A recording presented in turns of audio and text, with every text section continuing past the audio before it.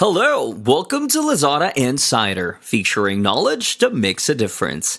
We share trusted insights, forward looking perspectives, and exclusive expert interviews to keep you ahead of the curve. Hello, everyone. Welcome to another episode of Lazada Insider, the digital marketing series. And I'm your host, Shaz, Senior Manager from Lazada Group Strategy. Retail landscape has been moving online and accelerated, especially in the past 2 years. And for brands or sellers to stand out in the crowded online space, great creative and engaging content is one of the ways to help brands and sellers to grow. Today, we have Harin from Ipsos to share his expertise and knowledge on how brands and sellers can excel in the new media landscape. Thank you, Harin, for joining us today. And I am sure the listeners would like to know a bit more about you and Ipsos. Could you share a bit more about yourself? Sure, Shas. Thank you. The pleasure is all mine.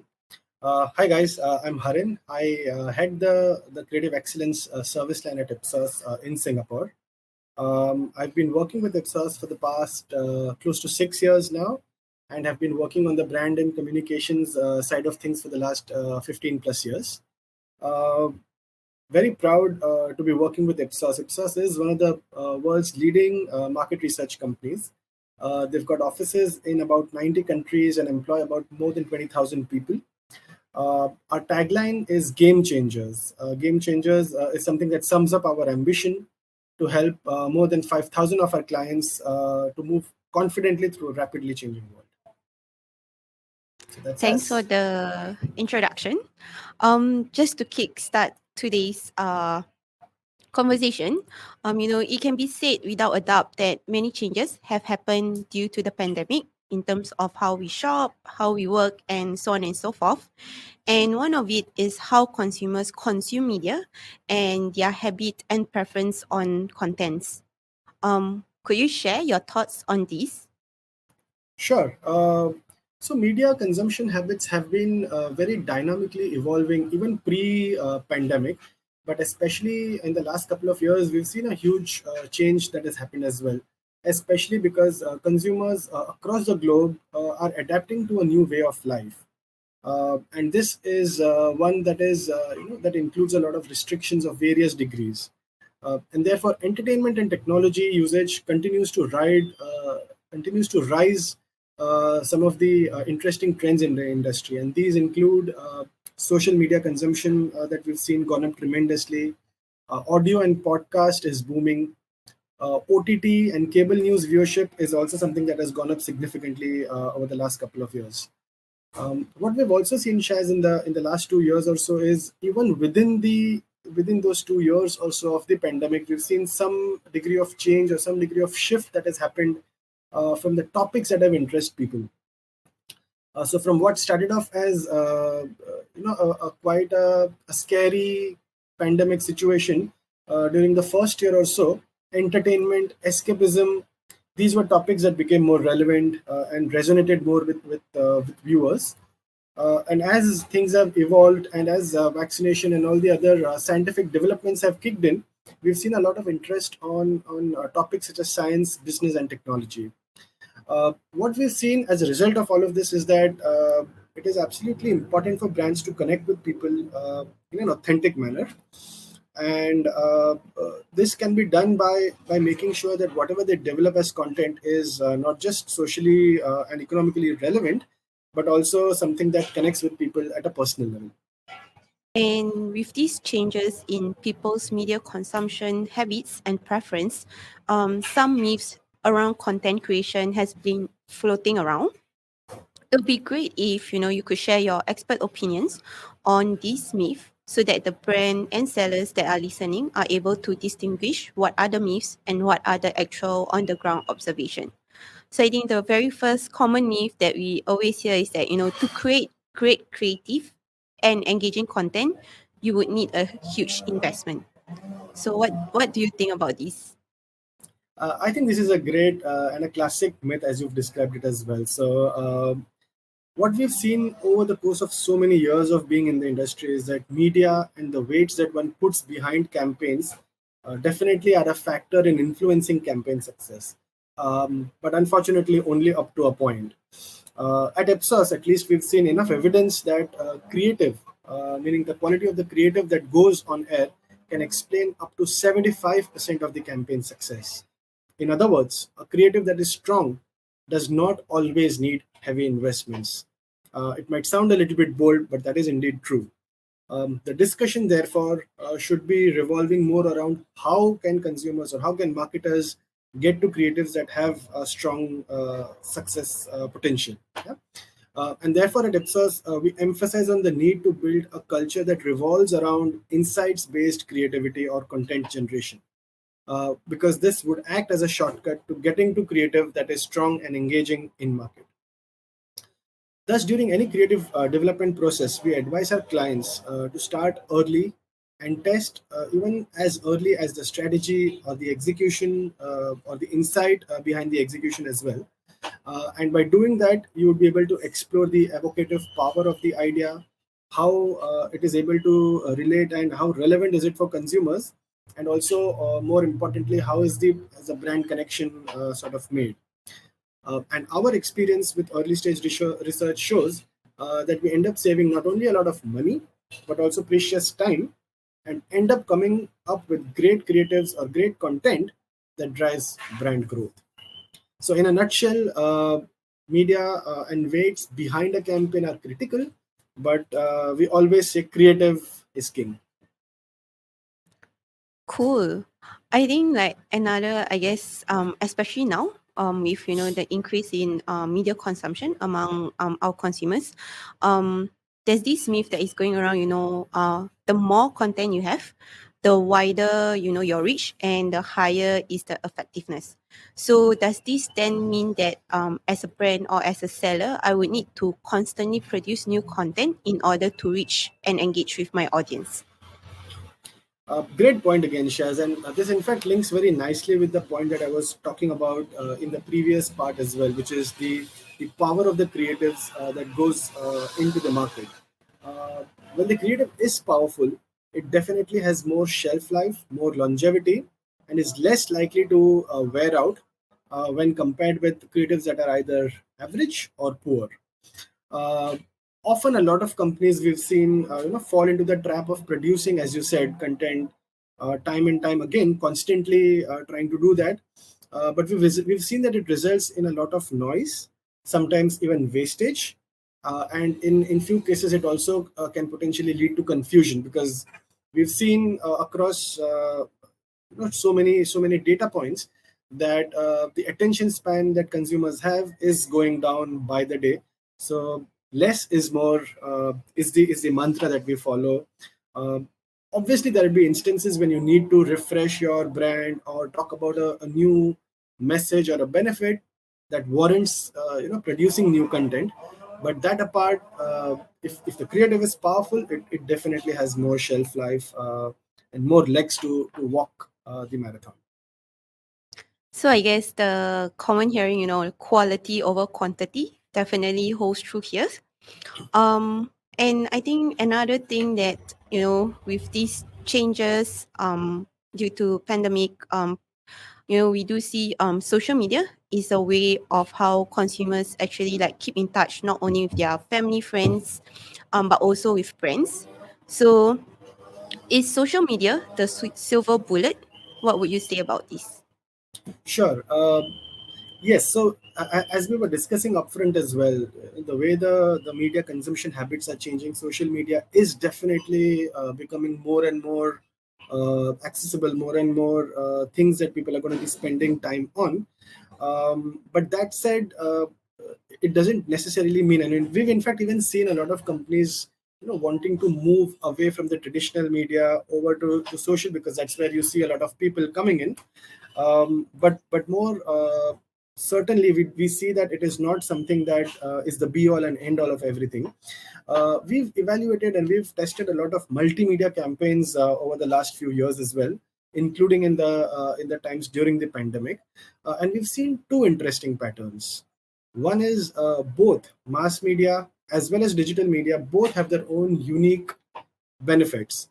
You mentioned about reach. So we've still seen that when it comes to traditional media such as TV, it still would be the channel or the media that would give you the reach. Digital is where we've seen a lot of clients trying to get engagement, especially because you're able to target consumers in a hyper targeted manner. So that's one. We've seen both having their own sets of benefits. The other important pattern we've seen is that the clutter in the digital landscape is a lot more than what we've seen in the traditional landscape. And as you mentioned, there are many companies that are wanting to produce content, wanting to go out there every other sort of week or so. And what we've seen as a result is more and more clutter leading to lower and lower attention spans. Therefore, the opportunity for companies to create branded memories tends to be a little bit lower on digital as compared to something like a TV. So the next myth I think that we will be talking about is like, the creative content is not effective if it does not drive sales. What would you say to this? Great point again. So at Ipsos, we've got a very clear and a simple philosophy of how we define campaigns or creatives to be successful. Any ad or any campaign obviously needs to be attention grabbing and needs to break through the clutter. But once that's done, we believe there are two things from a change or a desire perspective that they could influence. One is short term and one is long term. uh, a lot of creators, a lot of campaigns that you would see are trying to sell products or sell services or sell something, and therefore the objective in those cases is obviously trying to measure the short-term sales impact. But equally, you see a lot of purpose-led communications that a lot of brands are embarking on these days. Uh, you've seen a lot of hashtags, a lot of campaigns, whether it is toxic masculinity, whether it is Black Lives Matter, or even during the pandemic, we had a lot of brands that you would not think about, let's say from the food and beverage industry, for instance, that came out and spoke about social distancing, stay at home, more as a purpose, because you'd know that those are not the times where selling is what is going to help the brand. In these instances, we've seen that sales may not always be the end goal. In these cases, equity or the long-term impact of what the brand is doing as a purpose is what makes them successful. And there are obviously research techniques to try and understand or measure the impact of both within the same sort of framework. And therefore, in a nutshell, it's not like if you don't end up driving sales in that short term period means a campaign is not successful. You've seen many successful campaigns as defined by whether it is Cannes winning or Effie's winning, and if you see some of them, they touch a chord. They don't necessarily go with the intent of only driving sales. Sales is always a byproduct, but not always the end goal for all of these campaigns.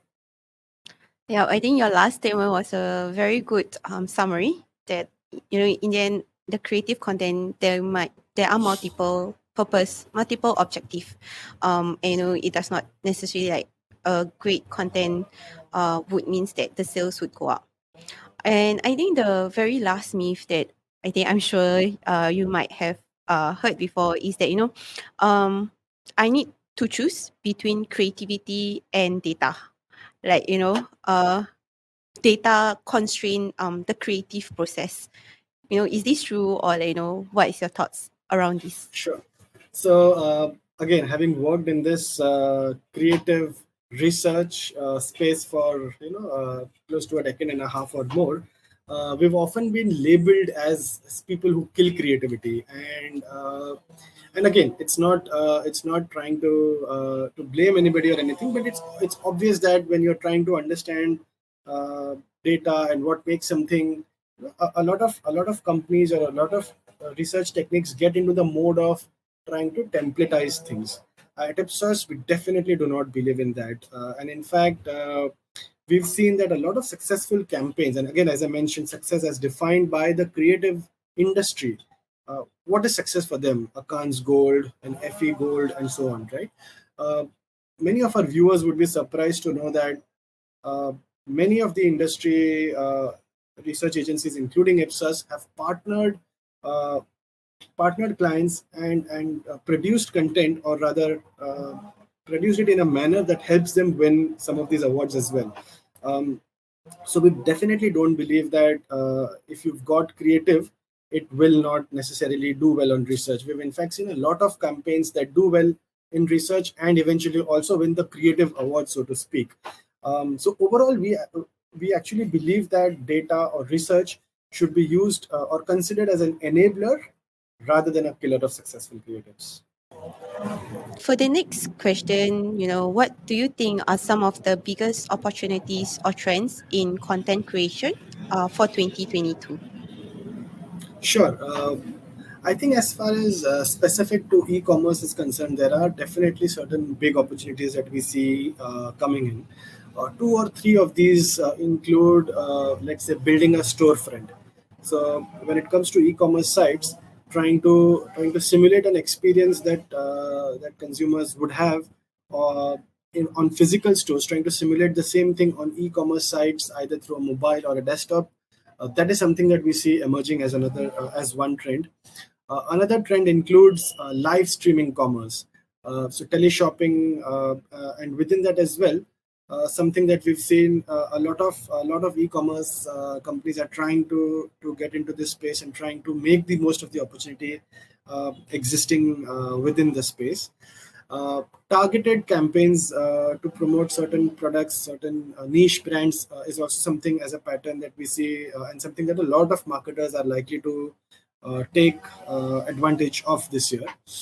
When it comes to content specifically or the type of campaigns, there are those that would drive awareness, those others that could drive conversions to sales. There are also a lot of, especially in the e-commerce industry, we see a lot of brands trying to complement each other and getting consumers to buy products that are complementary to the primary product that they're looking to purchase.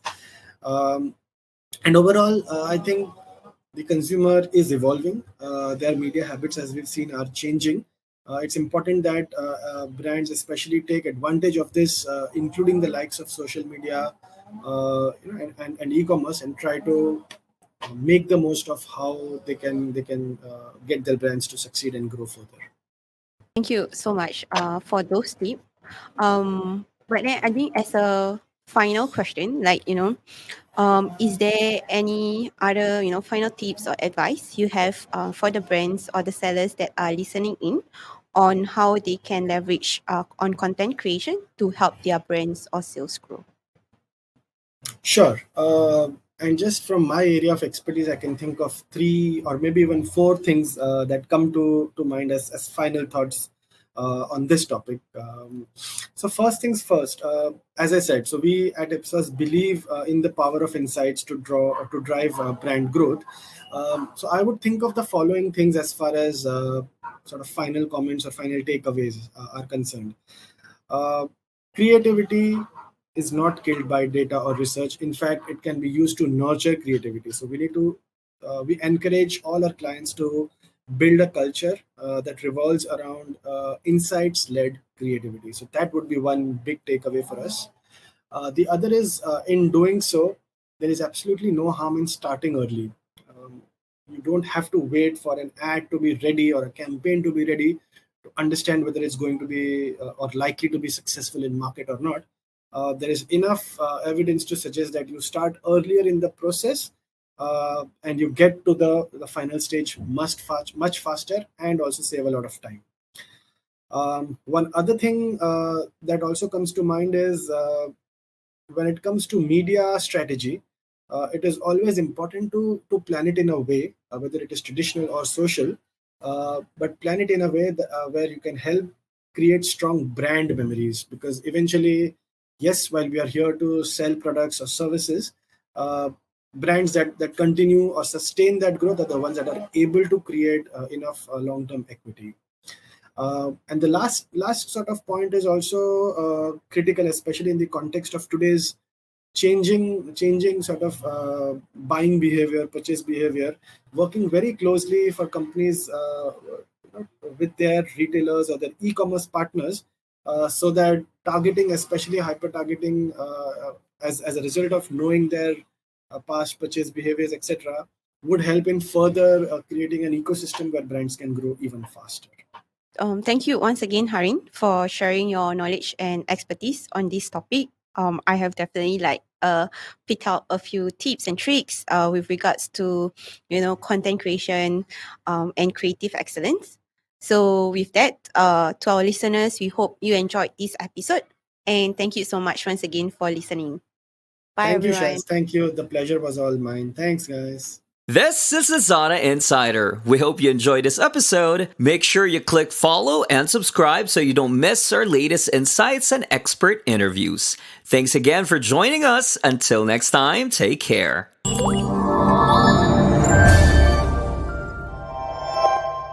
Lazada.